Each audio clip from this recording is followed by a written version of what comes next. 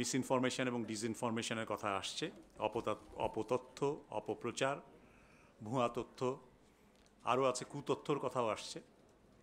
এগুলো একেবারে নতুন ফেনোমেনা নয়, এ কথাও আলোচনা হয়েছে এবং এগুলো নিয়ে বেশ কিছুদিন ধরে আমরা কাজ করছি, সাংবাদিকরা কাজ করছেন।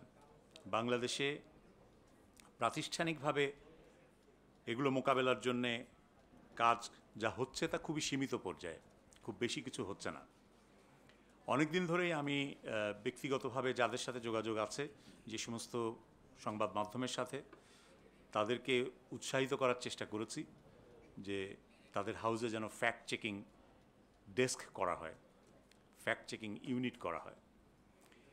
এটা প্রথম 2014 সালে আমি বলা শুরু করি, কিন্তু তখন থেকেই মিডিয়া হাউসগুলোতে এক ধরনের রিলাক্টেন্স বলবো না, মানে চ্যালেঞ্জ নিতে অনাগ্রহ।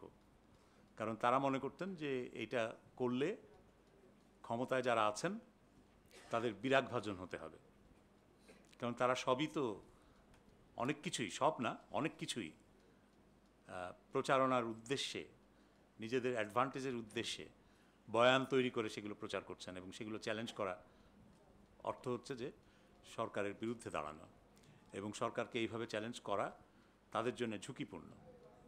সেজন্য অনেকেই করতে রাজি হননি তখন। এইরকম একটা পটভূমিতে বেসরকারি খাতেই উদ্যোগ শুরু হয়, বিভিন্ন উদ্যোগের, এই যে ডিসমিস ল্যাব কিংবা রিউমার স্ক্যানার, এই যে ফ্যাক্ট চেকিং অর্গানাইজেশনগুলো শুরু হয়েছে কাজ, সেগুলো প্রথমে ব্যক্তি পর্যায়ে, তারপরে 2-4 জন বন্ধুবান্ধব মিলেই শুরু হয়েছে, এবং তারা বেশ ভালো কাজ করছেন বলতে হবে। তাদের কাজের প্রশংসা করতে হয়। এবং এখন তো আমি দেখি সোশ্যাল মিডিয়ায় বিশেষ করে অত্যন্ত ভালো কাজ করছে রিউমার স্ক্যানার।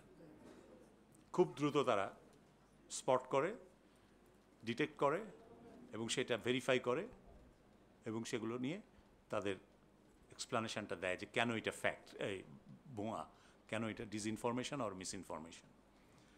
তো এরকম আরও কিছু প্রতিষ্ঠান কাজ করছে, কিন্তু এগুলো খুবই সীমাবদ্ধ। এত ব্যাপক আকারে মিসইনফরমেশন এবং ডিসইনফরমেশনের সুনামি এখন শুরু হয়েছে, যেটা মোকাবেলার জন্যে এই ব্যক্তি উদ্যোগে, খুব সীমিত পর্যায়ের উদ্যোগে খুব একটা কাজ হবে না, সাফল্য আসবে না। আমরা শুরু থেকেই মনে করেছি যে এই ডিসইনফরমেশন এবং মিসইনফরমেশনের সমস্যাটা শুধুমাত্র সোশ্যাল মিডিয়ার, মেইন স্ট্রিমের না, লিগাসি মিডিয়াতে এগুলো হয় না, এরকম একটা ধারণা কিন্তু আমাদের অনেকের মধ্যে কাজ করে। এটা বড় বিভ্রান্তি। এবং এখন আরও যেটা বিভ্রান্তি, সেটা হচ্ছে লিগাসি মিডিয়া অনেক সময় ওই ভাইরাল হওয়ার প্রবণতার কারণে সোশ্যাল মিডিয়ায় যা প্রকাশিত হয়েছে সেটাই দ্রুত তাদের মাধ্যমেই প্রচার করছেন, তাদের ওই ব্র্যান্ডের নিচেই অনলাইনে।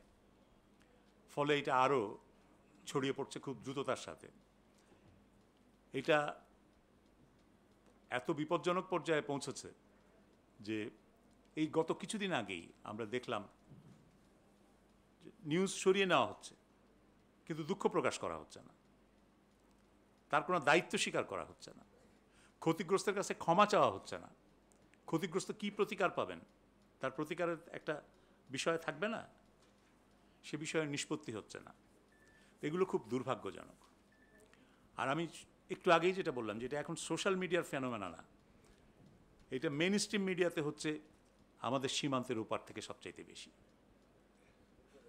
আপনি কি রিপাবলিক বাংলাকে সোশ্যাল মিডিয়া বলবেন?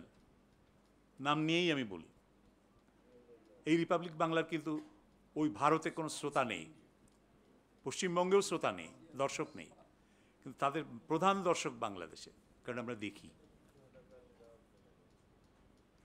এটা তো চ্যালেঞ্জ, এটা তো মোকাবেলা করতে হবে। এগুলো খুব কঠিন কাজ, কিন্তু করতে হবে। ভারতের মানে অন্তত অর্ধ ডজন মেইন স্ট্রিম মিডিয়ার নাম নেওয়া যাবে, যারা বিভ্রান্তিকর তথ্য নিয়মিতভাবে প্রচার করছেন, সংগঠিতভাবে প্রচার করছেন। এটা হচ্ছে বাংলাদেশের পতিত স্বৈরাচার, বা যে দল ক্ষমতাচ্যুত হয়েছে তাদের বন্ধুদের কাজ, রাজনৈতিক বন্ধুদের কাজ। আমরা আশ্চর্যজনকভাবে দেখেছি যে আমাদের ধারণা ছিল যে আওয়ামী লীগের বন্ধু হচ্ছে কংগ্রেস, কিন্তু আওয়ামী লীগের বন্ধু এখন বিজেপিও, আরএসএসও আওয়ামী লীগের বন্ধু। এবং সেটাই হচ্ছে, তাদের যে নিয়ন্ত্রিত যে মিডিয়াগুলো, সেই মিডিয়াগুলোতে প্রাধান্য দেখা যাচ্ছে এই ধরনের অপপ্রচার বাড়ানোর বা ছড়ানোর।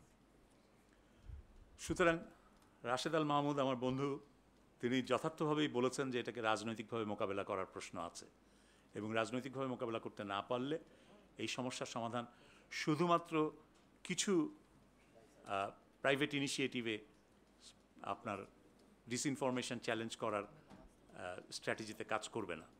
এটা দরকার, প্রাইভেট ইনিশিয়েটিভের এইগুলোকে চেক করা, ভেরিফাই করা এবং চ্যালেঞ্জ করা, এটা অত্যন্ত গুরুত্বপূর্ণ।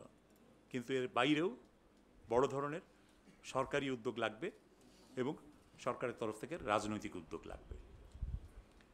এখানে চলে গেলেন সুমন রহমান। আমাদের সমস্যা হচ্ছে কি, আমরা অনেক সময় অনেক কনটেক্সট ছাড়াই কথা বলে ফেলি। আমরা আমাদের রিপোর্টের মধ্যে অপতথ্য, ভুয়া তথ্য সম্পর্কে কি বলেছি সেটার পরিপূর্ণ ব্যাখ্যা কিন্তু উনি পড়েছেন বলে আমার মনে হলো না। কারণ আমরা কিন্তু বলেছি যে ফেসবুক এবং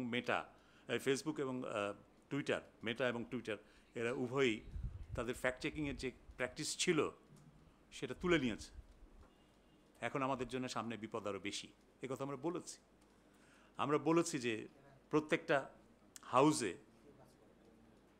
ফ্যাক্ট চেকিং নেটওয়ার্ক, ফ্যাক্ট চেকিংয়ের ডেস্ক থাকতে হবে, এবং এই ইন্ডাস্ট্রির মধ্যে একটা সমন্বিত উদ্যোগ নিয়ে গ্রেটার ইনিশিয়েটিভ লাগবে, যেটা ইনস্টিটিউশনাল হয়। প্রত্যেকটা গণমাধ্যম প্রতিষ্ঠান যদি একযোগে যৌথভাবে কোনো একটা ইনিশিয়েটিভ নেয় যে এই ফ্যাক্ট চেকিংয়ের কাজটাকে কীভাবে আরও প্রাতিষ্ঠানিক রূপে করা যায়, সংগঠিতভাবে করা যায়, তাহলে এটা আরও বেটার রেজাল্ট পাওয়া সম্ভব। সে কথাও আমরা বলেছি। আমরা ইন্টারন্যাশনাল ইনিশিয়েটিভ প্রয়োজন, বিগ টেক কোম্পানিগুলোকে তাদের সাথে এই বিষয়গুলো নিয়ে দাঁড়াতে হবে। কারণ ইউরোপে এই সমস্ত কোম্পানিকে জরিমানা দিতে হয়েছে, বিপুল অঙ্কের জরিমানা দিতে হয়েছে, ফেসবুককে দিতে হয়েছে, টুইটারকে দিতে হয়েছে। তা আমাদের সেই সমস্ত জায়গা থেকে শেখার আছে এবং সেই পদক্ষেপগুলো সেভাবেই নিতে হবে, এ কথাও আমরা বলেছি।